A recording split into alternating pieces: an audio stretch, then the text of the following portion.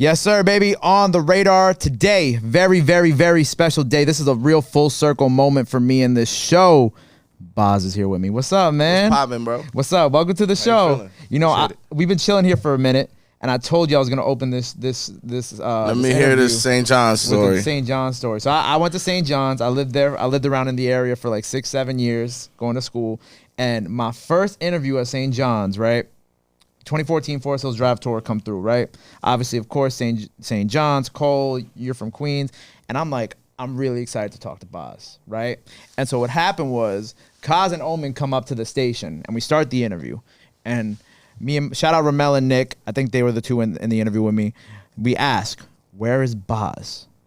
And they both, Kaz and Omen, look at us, and they're like, oh, he's at his grandma's crib down the block. And we were all like, ah. And I was like, damn. I was very excited for all y'all to be there, but I was very excited for you to be there as well. And when that didn't happen, I was like, damn. But that is why this is a full circle moment. Damn, for me. That's crazy. What the hell was I doing? I should have pulled up. They probably covered for me. I'm probably drunk.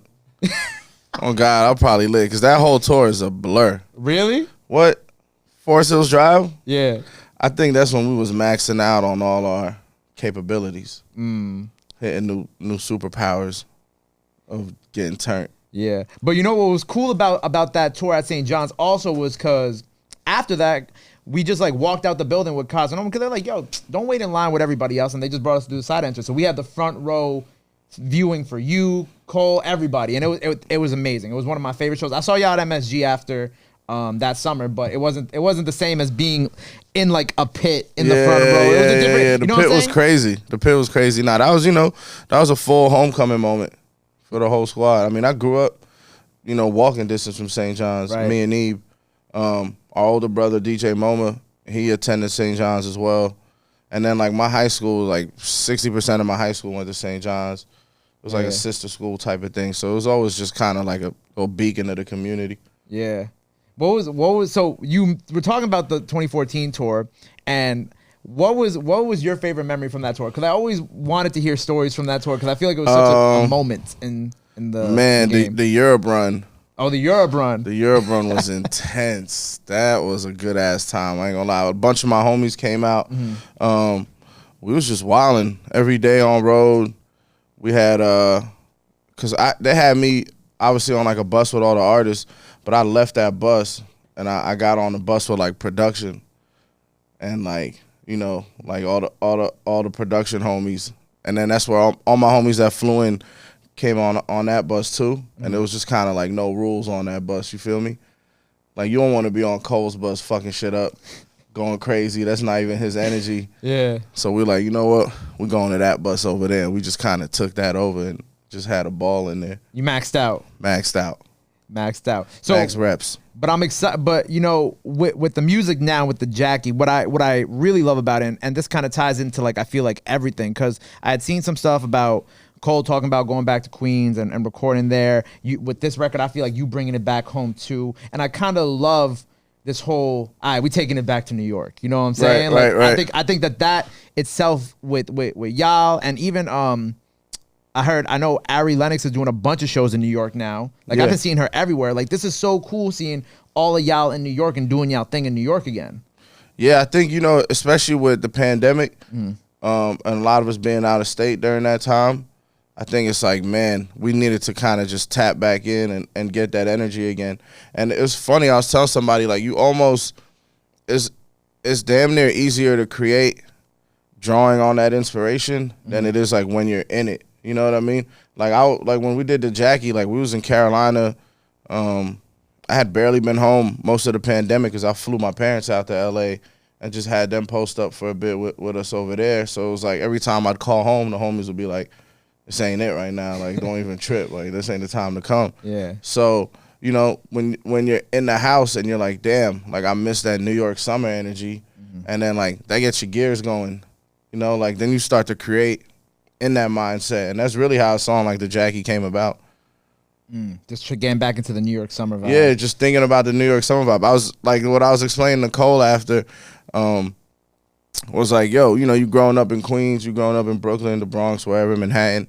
Every summer you're gonna meet, a few girls that's from a different borough, and you might link them at a festival, at a party, at a block party, barbecue, whatever. And then, you chop it up. Then you try to go link up with them. And, like, you got to go to the Bronx now. And you get up there, and it's like, this is not friendly territory. And it's like dudes on the block. Like, one dude might have been her first boyfriend. You know what I mean? Yeah. This dude is like her neighbor that's crushing on her. And, like, everybody's just kind of like, who the hell is this nigga? Like, coming to take our shorty.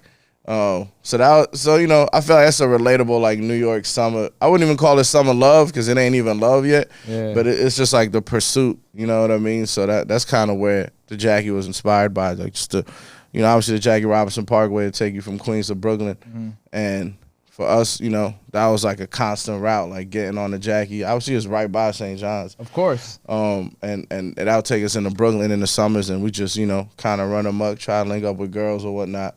So I was just trying to tap into that and just bring that energy. And what this record did for me is because it made me realize how many memories I have on the Jackie, right? And so going from like being, because my grandma actually lived down the block here. So to get here, sometimes it's either we go up Bushwick Ave or we take the Jack, or will take the long way through like the Belt or whatever, or we'll take the Jackie, right? And I remember literally being in the backseat of my mom's Toyota, and it's like, I guess one of the oldest memories I guess I have, and I just remember being in the car seat like it's like it's a winding ass like snake road. And then as I got older and when I started going to St. John's and I had my car and whatnot, I remember one of my boys from Brooklyn, shout out my boy Nick Seal, I would always be like, yo, fuck the Jackie, I'm not driving on that shit, right? And then I started talking to some shorties out in Bushwick. And your ass was right back on the Jackie. My ass was right back. I had my little I got a Jeep now, but I had my 2006 Mazda 3 at the time. And I remember I was talking to my dad one day, and he's like, look, man, you drive a Mazda. You ain't got nothing to lose on the Jackie. He's like, you ain't got nothing to lose. He's like, you might as well just do it. So me and my homie spun out crazy on the Jackie. Bro. Like full, like 720, like X Games shit, like just spinning on there. Shit was crazy. I literally was driving on the Jackie the other day, and I saw the traffic on the other side, and I was like, what the hell? And then there's just like a car. I didn't see the spin out happen, but the car was like straight blocking everything. I was like, oh. Yeah, You hit them turns a little too crazy. It's a wrap. You just had to chalk it up to the Jackie. That's it. The Jackie, that was it. It's like, it's treacherous for a few reasons. But that's why I appreciate the record. Because I didn't really think about all these memories I had on there, the late night drives home from Bushwick, from these girls' cribs. Like, I didn't really think about that in this type of way until now. You know what I'm saying? So thank you for that. Yeah, no doubt, man. You got to tap in. You got to tap in and just kind of tell our story. To me, that's like I said, it's like, it's relatable. Like, you telling me that. Like, it's something that I know a lot of dudes growing up in New York and a lot of girls growing up in New York could relate to that. Like, you know what I mean? Like, we all have our parkways that we favor, that we're always on. Right. That are just a part of, like, your whole come up here. Yeah, nah, that's a fact. So with this record, I wanted to ask, was this a record that all y'all made together in the studio, or was it, like, remote because of COVID? Because, Cole got more with the last project. Cole was really in his got more into his singing bag, and he brought that on this record too. So I wanted to ask if this was something that was made together, separate. Like, how did that kind of? Me and Cole were working on the off season. Okay. And I think we were doing "Let Go My Hand" that day, and like we wrapped it up, and he has like he's got like pretty regimented hours. With like, cause he's like hooping and like, he's family like man too. Family man, and then he's like really like hooping though, like dead ass hooping, and then he's like got his studio hours. So I think we might have had like 30 minutes left in the session, and he was just like, "Yo, let's you want to try something new? Like we still got a little bit of time." I'm like, "All right, yeah, like let's get it." So he's like, "Yo, T Minus sent me this pack." Pulled up the pack. First beat he played was the Jackie. And it was instant. We just gave each other that look. Like, as soon as that melody came on, I was like, yeah. This is a wave. This is a wave. So pulled it right up. And we did that joint in like 40 minutes. And what was the decision for TJ to slide on it? So, yeah. So after, like, when we had the convo about the Jackie, we were like, well, we need another New Yorker, preferably from a different borough. Because Cole is pretty much a Queens nigga. Of course, yeah. You know what I mean? Yeah. And then I'm from Queens, and it was like we wanted a different perspective. And then plus TJ, we just felt like his vocals, his cadence, like on that beat, would just sound really dope. which it did. Like it translated. Yeah. Yeah. He slid. Shout out Lil Tjay. And even talking about Queens, the record on his the Hunger on Hillside. Hung on Hillside. Hunger yeah. on Hillside. I thought you that know was Hillside Ave. bro. The Come amount on. of days I'm like, that record also brought me back. I know we keep talking about records bringing me back, but like lately, like what y'all been putting out really been bringing me back. Like Hunger on Hillside really made me think about when I would get off like what stop is at the F, and Yep. I'll be 179 or smacked. 169. Yep, Yep. always hop in that station. Yep. You know what I'm saying? And cops never there. You could always hop it. You safe. But coming home and like just being smacked and being like, yo, where's the halal card? You know what I'm saying? I got a long walk back to St. John's or got to wait for the bus. Like, where is it? And if you walking to St. John's, you hitting that hill too. bro, It's just straight uphill. I used to walk that whole way freshman. I was an idiot freshman year. I don't know why I used to that's walk tough. that shit. That's tough. Yeah, I couldn't do that. But yeah, like that record also brought me back because I was like, since we talking about the Queen shit, like that was like Hunger on Hillside. I related to that spiritually. Yeah.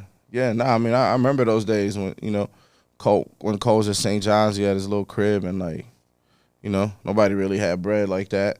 And it was just, bros grinding. So like he took me there too. He took me back there too. Like, that's like a very pivotal time. You know what I mean? You kind of seen it. I tell people now, like he's like the most driven dude I know. But like thinking back to then, like you really saw that drive, like really come alive. Like, you know what I mean? You really saw the hunger. You saw the fire. It was just like dude was constantly trying to get it. Constantly.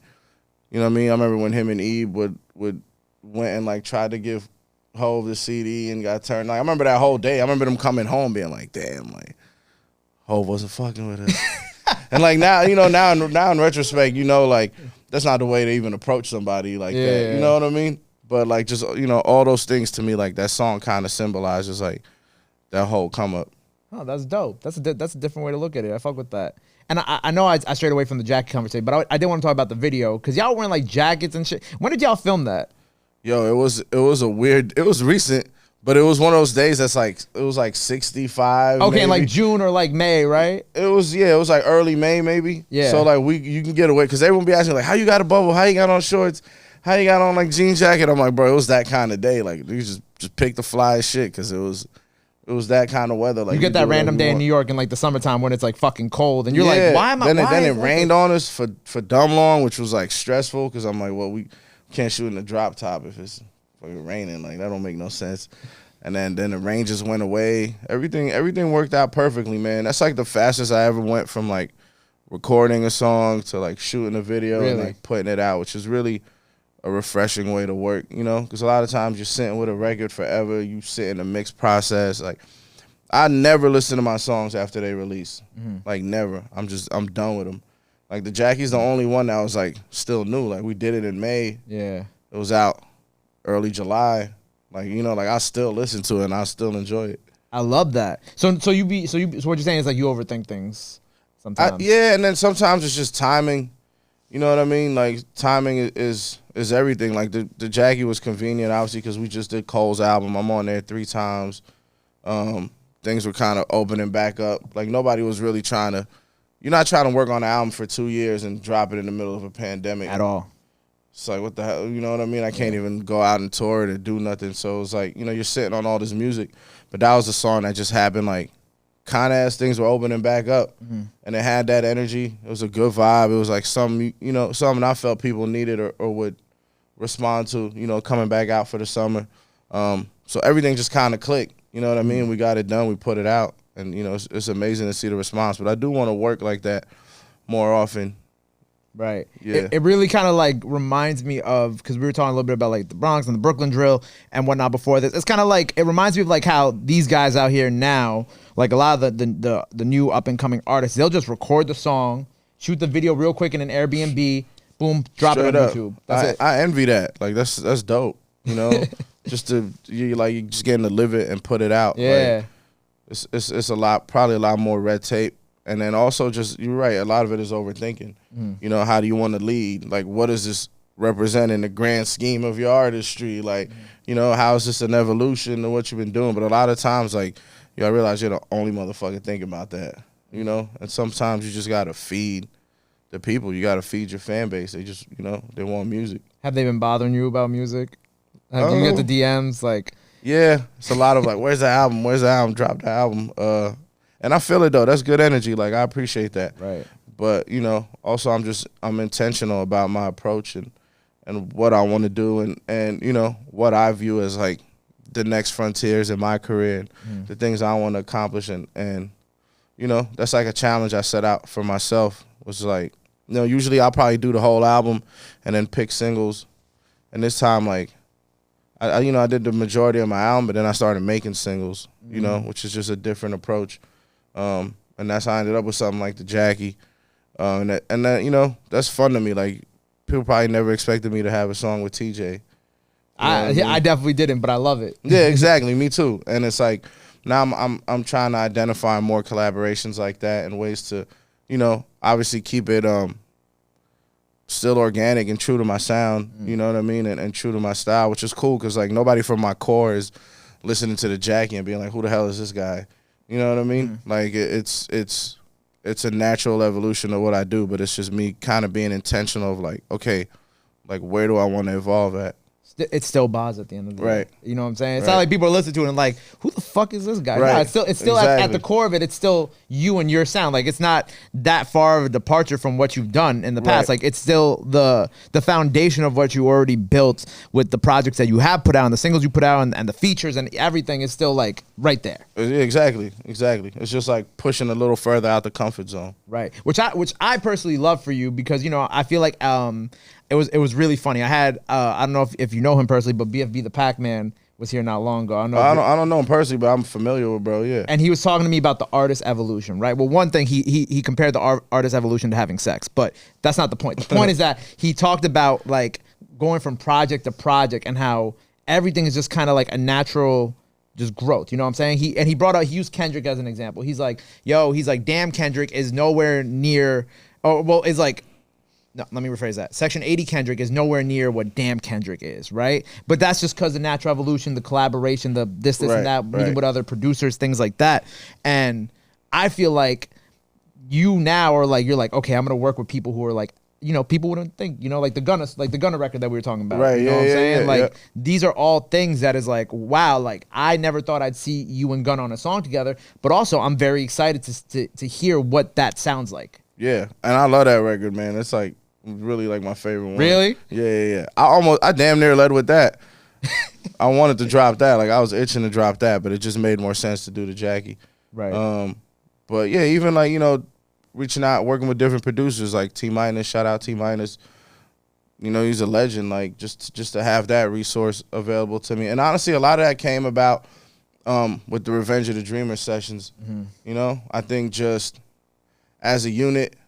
Me myself, but even as a crew, like us reaching out to more of our peers and bringing them in and making them part of the process, like my resources grew like exponentially in that week, just as far as talented producers, songwriters, artists that I'm now able to reach out to and have a personal rapport with. You feel me? It was like we made great music, but even just from a networking standpoint, like that week was incredible because that changed the trajectory of a lot of our artists' work, moving forward. Yeah, your artists and people who are on the project too. Like it was really, I spoke with Guap Dad about this earlier. I think earlier this year. Guap. Shout out Guap. And Guap had some of my favorite moments on the project too. And I was familiar with Guap before that, but I feel like it's kind of like how you're talking about how you were able to connect with different people and kind of expand the range of what you're used to as an artist and now what you can do now that you kind of have these new connections, these new different outlooks on life and music. I feel like that, like with Guap in the same sense, like it was able to expand his range too. You know what I'm saying? Yeah, I think a lot of people, weren't necessarily aware of what he's capable of. Yes. And I count myself amongst those people until we got in those sessions. Then a lot of those records with Guap, like I'm on them, for a reason because we was in there really vibing. Like I think they put me in the A room most days because I probably have the most open process in our camp. I'm just very collaborative in nature, and the A room is where like anybody who came in pretty much just went to the A room. Like there was like a smaller room like 222, where you might find like Smino and Saba. Then like Jid had the room across from there. Cole was like tucked off in the back. with Minus, like really working on a bunch of stuff, and then like Ari was upstairs in Groove's room, and then the A room was just like where they had me at most days. But you know, that's where we did Down Bad. That's where we did Costa Rica. That's where we did Don't Hit Me Right Now. It's like a lot of those records happen in the A room because that's the energy of like, all right, it's like it's 8 of us in here, literally, like, you know what I mean. And then that was the fun part, almost from like a producer standpoint, to be able to be like, all right, well then, you know, since it's this many of us, like obviously we're not all gonna do a bunch of 16s because that's just gonna put people to sleep. Like you're not gonna do a 10-minute song, like you feel me? So like, okay, you do the hook, you know what I mean? You give me 8 bars, you do a bridge. Like, you do another 8-bar verse. Like, it was just fun putting all those pieces to the puzzle together. Right. Costa Rica was definitely, if I pulled up my replay, I think that was 2020, right? All the years are blending together. But 2020, I think Costa Rica definitely made it into, like, my at least top 30. Yeah. Yeah, Costa Rica, yeah. I love that record. I love performing that record, too. I've never seen that record live. I'm very upset. I'm looking forward to seeing it live one day, hopefully. Crazy. Yeah. Yeah, Rolling Loud. We'll definitely do Rolling it. Loud. I mean, I'm gonna be at Rolling Loud, New York. All right, that's a bet. Yeah, so I'm gonna see that. I'm gonna come see that shit live. I'm excited for that. Yeah. What do you? Before we get to the Rolling Loud stuff, what do you feel like was your, aside from like, you know, the collaborative stuff, what do you feel like was your biggest takeaway from those sessions? Like, or what was your favorite moment from those sessions that really resonates with you? I just feel like the community we built, in a sense. You know, a lot of people don't know like how cool we all are with each other. You know, whether it's like, obviously they know like me and Jid, Earth Gang, Dreamville, like that whole umbrella, but like the guys like Smino, like Saba, like Guap Dad, like Buddy, you know what I mean? Zay, shout out Zay Rashad, he pulled up. Like just Reason, you know what I mean? Like there's a community of like-minded, and like, you know, we all kind of live amongst like the same frequencies in a sense, you know what I mean? And I don't think people see that often. Like you see a lot of, you know, I don't know if you want to call them street rappers or trap or even drill or whatever, and you see like communities, you know? And I think when it comes to like our style and what we do, people don't necessarily like us, they just assume that it's just like, all right, Dreamville's here, like TDE's there, you know what I mean? Like Smino's here doing his own thing, Saba's doing that, but it's like, nah, we all genuinely fuck with each other. Like we hang out, we go to, you know, we party together, all of those things. So I think it was just to kind of really build that community, make everybody feel at home, you know, like extend that Dreamville hospitality, and it's like, you know, everybody's family now. Right. I love that. Yeah. And even there were some blogs that came out from the sessions, right? Because I think I remember seeing those on YouTube and just like seeing like the behind the scenes moments. It just like it was different. It was a moment, and as someone who listened to the first and second one back in college, and seeing how big of a leap y'all took from those to this was really cool. Because back then it was pretty much just Dreamville, right? Yeah, and then even the way we did the first two is like, you know, Ebo will be like, yo, you know, I really like this song you got, or like Kaz, I like this song you got, Omen, I like this song you got, Cole, I'm gonna take these records you got, and kind of just put the tape together. You know, we never, and then obviously there's like songs that where we were all around each other and recorded, but this was like, we didn't use anything that wasn't made in those 11 days, you feel me, on Dreamers. Like, yeah, obviously you might do, you know, obviously you got to mix it after, and you might do some post-production, you might do some sequencing, but everything came from those 11 days. Every song we created came from those sessions. So it was just, you know, I feel like it just really captured the moment. And there's it's difficult to have that many people and it still feels cohesive, you know? Right. It could be a little hectic. I imagine having all those people together. Yeah, that was Eve's headache. It wasn't your problem. Wasn't your problem. You're just there to make the music. Did what I did, and it's like, all right, Eve, you figure this out. And I know it was a stressful process for him, you know, but, you know, he got it done, so shout out Eve. Hopefully we'll get 4 one day. Yeah. One day. You know what's funny about that? Like, when at the end of 3, it was like, it was so hectic, and it was like, I guess, stressful for Eve and Cole trying to put it all together. It's like, all right, man, like, it's the end of the trilogy, like, we're done. And now everyone's like, all right, we got to do 4. You feel me? Like, so it's definitely going to happen. Yeah, 4 with, like, a lot more people. Like, you know what I'm saying? I just like see it in my mind of like how the you know parameters are grown even since 3. You know what of I course. mean? Like everybody, you know, rocks with a bunch of different artists. There's a lot of artists that, you know, couldn't make it that time. And then our brand has grown, you know, and it's more appealing. It's something you want to be a part of. So, you know, hopefully we could do it bigger and better. Nah, I'm looking forward to that. So we brought up the Rolling Loud stuff, right? So festival season back. You got Rolling Loud New York. You got Dreamville Fest back on the way, which I hated myself because I didn't go to the first one. I remember I wanted to go so bad, but I forgot why I couldn't go.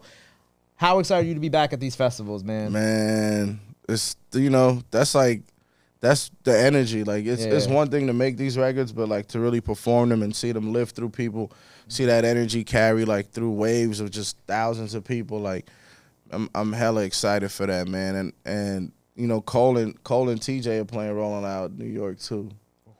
So I got that one circled. A little something for the people. Yeah, it's a little. You know what I mean? I feel like we could make a movie. Yeah, that's gonna be exciting. I'm pumped for. I love Rolling Loud. Were you at the last one or no? In Miami? No, New York. I played. Did we play Rolling Loud New York? Nah, this might be my first time playing Rolling Loud. Okay. Yeah, I played the Meadows. I think that was at City Field. Meadows was cool. The Meadows was cool. Yeah. I played Rolling Loud Miami. Okay. A few years back. I'm playing New York and LA this year. New York.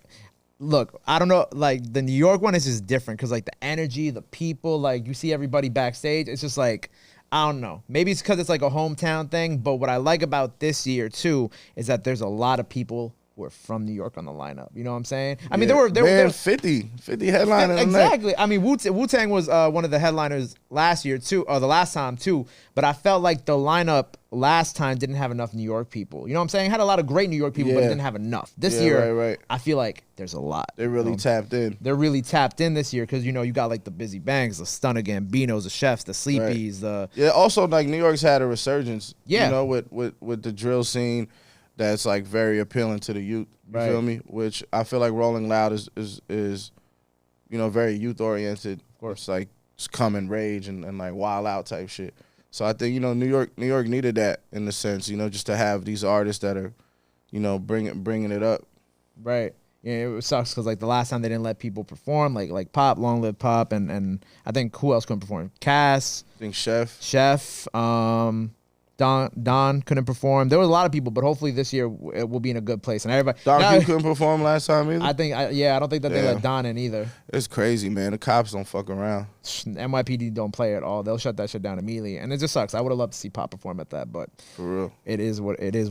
Sadly. I'm excited for 50 though. I really like. Oh, yeah. I realized I've never seen 50 live. Maddie, you seen 50 live? He's our resident Southside guru. 134 guy brewer. If you ain't seen 50 live, none of us seen 50 live. I think I saw 50 at Gov Ball. I think he did Gov Ball was a Panorama. He did one of those, and I think I saw him live there. But I don't think I was able to see the full set because I think the people who I was with wanted to go, and I was like, no, it's 50. What the fuck y'all mean y'all want to go? I gotta see that, man. That's gonna be legendary. And he's gonna bring out so many people too. Like it's gonna be a real New York experience. I'm excited for that. And so before the interview, I was putting you onto a little bit of the Bronx drill stuff that's going on right now. But how tapped in are you now that you're back in New York hanging around? How tapped in are you with the things that are going on in the city? I'm a big fan of the Brooklyn drill scene. I wasn't very familiar with the Bronx stuff until you just put me on. So now I'm following up because those dudes was hard. Crazy energy. Yeah. I love the Brooklyn drill scene for sure though. Yeah. We gotta get you on like some type of. We gotta get you with like one of these drill rappers or something. I feel like that would be so cool. 1,000%. I'm with that. Like I've had Ra. Who did I have lately? I've had Ra Swish on the show. I've had a lot of the Woos on the show. Busy Tay Floss I had the other day. Yeah, I think that's pretty much it. Who I've had on the show recently. But I feel like now that everybody else is starting to come up because everything's back outside again. Right. And they're all talking to me about like, yo, I want to do something different. Like, I want to do different records. Like, the drill stuff is cool, but we want to do other things.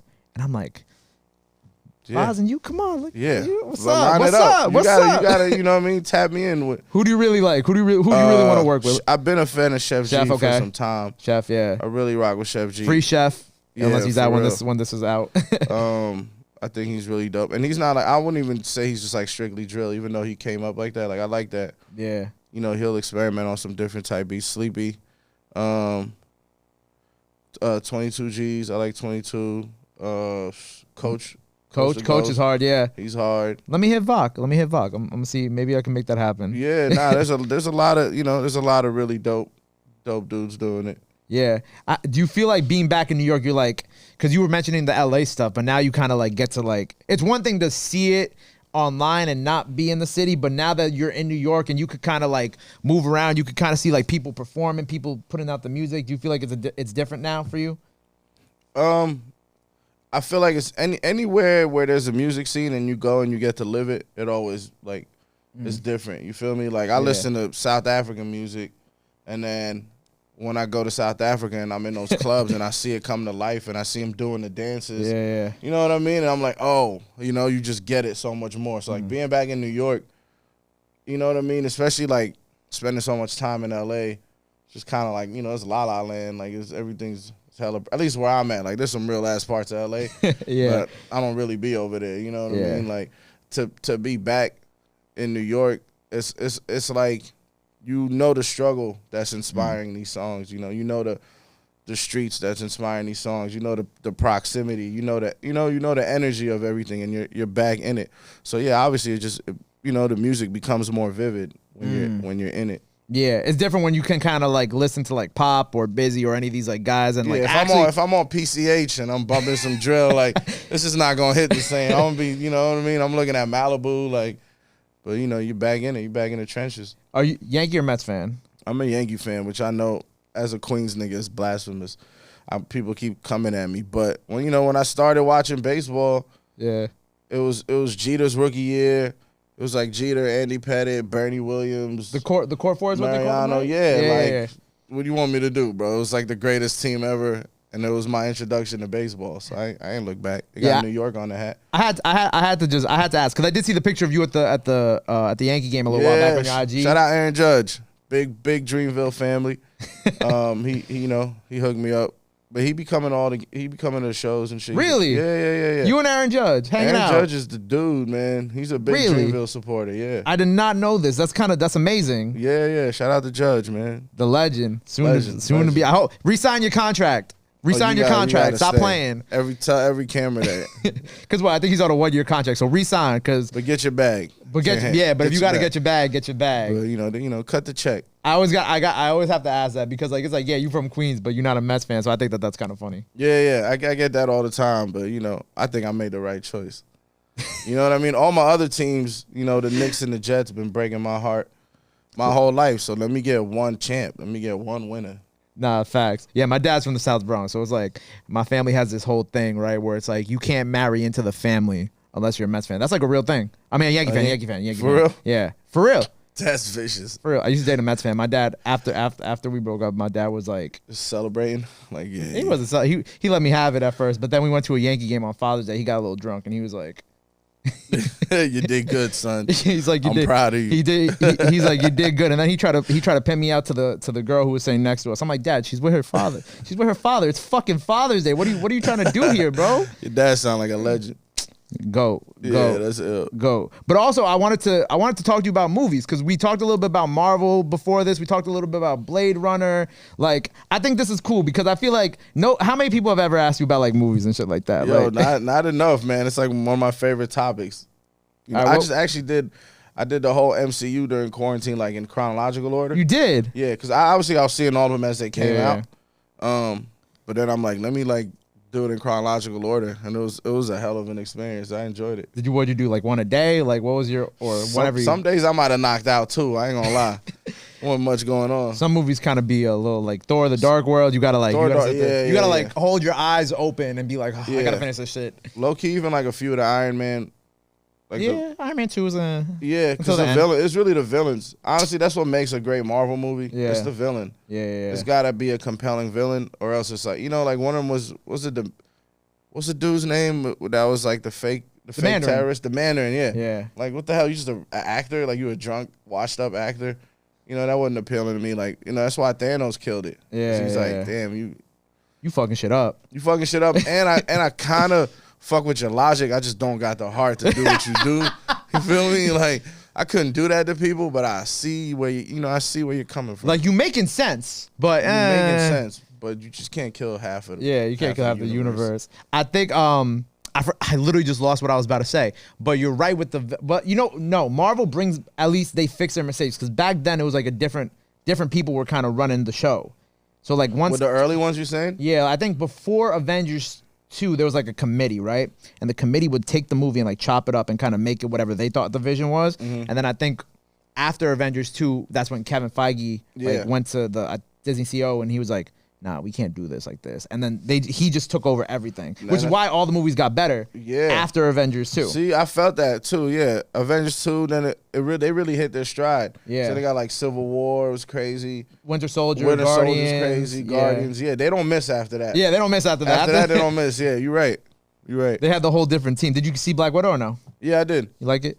It was cool. It was all right. Yeah, I like it. Few years too late. Loki stole the show. Jonathan Majors as Kang. That was crazy. I was actually just talking to Charlemagne, like literally right before I came here, and we were talking about how Jonathan Majors, for one, Jonathan Majors deserves to win some type of award just for that one episode. 2, it's crazy. He's gonna play like 30 different versions of himself over the next like 10 years. Yeah, he is. It's ill to me that, and that's what's so cool about the MCU. Like, it's ill that they gave us something like that in Loki. You know, like they set up what we now know is gonna be like another decade. You know what I mean? Like of a timeline unfolding, and it's like they threw that first big Easter egg in Loki. It's like, oh shit, you expect that maybe out of a movie, but like it's just G'd up how they do it. And if you don't watch Loki, you can still probably like enjoy it still, because it's not like after we just spoiled everything. I know. I mean, no, but it's like, because there are people out there who are like, I ain't gonna watch the TV shows. Like I have friends who are like, I ain't gonna watch the TV shows. I'd be like, don't play yourself. Yeah, no. It's a good time. Disney dropped that bag for a reason. They didn't buy all them properties. It's like just to make movies. Like they making the TV shows too, and also you're a Blade Runner fan, because that's kind of where this conversation stemmed from, because you were tweeting about it. Yeah. I like sci-fi movies in general. I think, anytime somebody's building a world, like I like, I get into that, because I think that's just like hella imaginative and creative to just build a whole world, and you know what I mean, and everything from the set design to costume design, and it's just like just to envision a society and a world that's like different. Not ours. Yeah, like that to me, I just give that a lot of credit. And Blade Runner's, it's like the OG. Of course. Dune, you looking forward to Dune? Very much so. I watched one night I got really high, and I was like, I'm gonna watch the original Dune. Like, see, everybody told me don't do that. Don't ever. I got halfway through. So I wanted to. Halfway through, I was tripping. I was like, yo, this movie is fucking weird. I can't watch this shit. I turned this shit off. I put on like, I forgot, it was something else on HBO Max. Maybe I put on like Rick and Morty or some shit because I was smacked. But like, I was like, I ain't watching this. I'm not watching this shit no more. I ain't gonna lie. I picked up the book, but I would do the book. Yeah, the book. I picked up the book, but I just didn't. I got like 100 or so pages in, and then I lost track of like myself, and I probably ended up getting on like NBA 2K or some shit. But shout out my homie Elijah, he kind of put me on, but he's the one that was like, yo, don't watch the movie, like don't watch the OG. Apparently, all the readers of the book really like hate the movie, so I'm like, I'm gonna just chill. Yeah, the movie was not good. I watched like a whole documentary after about like about the original vision, how it was so much better than the movie that came out. But I am excited for the new one. Yeah. And, I wanted to go back to the music real quick, because I just remember there was something that I really liked that you said in your No Jumper interview about conscious rap. And I've really been thinking about this for the past 24 hours. And I was like, I have to make sure I talk about this. Because what you said about like NBA Youngboy and Kodak, right? Yeah. It was Kodak. I was thinking about all these albums I've listened to this past year, right? Like even like the Rod Waves and people like that. And I'm like, yo, like conscious rap and conscious music is so much more than what the face value people say it is now. And I really liked what you said there, because I was like, I never thought about it from that perspective. And then once you said that, and I really pondered it for like a good amount of time, and I'm listening to all these other albums like throughout my days, I'm like, yo, he's right. Yeah, he's right. It's honest perspective. Like that's what's more conscious than that. Like I said, when I listen to Kodak, when I listen to Youngboy, like those dudes came up very differently than I did. Mm-hmm. You know what I mean? Or that Cole did, or I guess Dreamville or like something like TDE is probably considered like conscious rap, but it's like those dudes are no less conscious than we are. Like that's just their truth, that's their perspective. Right. And I feel like I don't know if anybody's ever said that before you did, but I feel like you really like you hit the nail on the head. Like I think that going forward, as we look at conscious rap and as we talk about conscious rap and what we perceive as being that, we also have to put shit like that into the conversation now. You know what I'm saying? Yeah. You gotta respect you know, the truth that these people are sharing. Like, it's not easy. Like, that's trauma. Like, you know what I mean? That's, and they're speaking to kids that, you know, aren't gonna hear me. Yeah. You know what I mean? And they you know, they might not hear like Cole, but they're gonna hear Youngboy. They're gonna hear Kodak, and you know, they're gonna respect, admire, you know, and be inspired by them because they're sharing a story of, you know, that's more like their upbringing. Right. So it's like, I think as long as you're honest, you know, who's to say like that you're conscious or not? Like, right. Like, people will just be quick to be like, oh, Youngboy is a street rapper, YouTube rapper. You know what I'm saying? And then like, and I'm not gonna pretend like when he first came out, I wasn't on that same bandwagon, because everybody was, right? And then, but as you know, as I got older and as I matured more, and as he got older and his music matured more, and even like looking at the Tyler the Creator album and what he did on that shit, I was like, yo, I apologize. I was wrong. And even thinking about how somebody tweeted about how the BET Awards don't acknowledge like Youngboy, but Youngboy is one of the best selling artists like out. Right. You know what I'm saying? Like, his numbers on YouTube, streaming, all this shit like that. And I was like, yo, this is so true. Yeah. And I was like, damn. That's crazy. It's like so crazy to think about. But you're right. It's like, it's really conscious rap, but it's just a different type of conscious rap that what we're used to. So who's to say, you know what I mean, that your reality is you know, any less conscious than mine? It's just, you know what I mean? I don't know who makes those decisions, but like, who in the culture makes those decisions to say that? You can't. So what else do we have to look forward to from you? So we got the Gunna song on the way. Yeah, I got a single with Gunna. Shout out Gunna.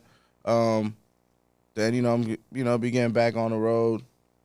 Might see me pop up at a couple off-season tour stops, you know, just to kick it with the bros. Right. Maybe do the Jackie once or twice. Yes, sir. You know, just get that feeling for the stage again. You know, festival season. I'm excited for that. Shout out Rolling Loud. Day and Night in Vegas. That one looks crazy. That one's insane. Yeah, I'm hyped for that one. That lineup is wild. Ridiculous. We played that a couple years ago, and that was a good ass time too. Album? Yeah, it's on the way. It's on the way. That's all I could really say about that. But you know, like I said, my intention is just right now is giving you crafting these songs, and you know, just throwing you for a loop. Like, who's next? Right. Because it's been, what, 3 years since Milky Way? 3 years? Yeah, man. 3 years. Yeah. And 5 years for Too High to Riot, right? Yep. Congratulations on the 5-year anniversary. I know that that passed January. Right. March. I think. January?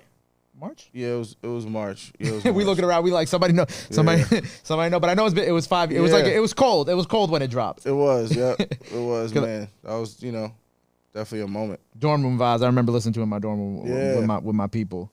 Because we were and still are all big Dreamville fans from college. Obviously, you go to St. John's, it's like you just get immersed in it. Right. Yeah, that's the stomping grounds. But yeah, okay. So the project is on the way. Festivals, anything else that the people gotta be in tune with?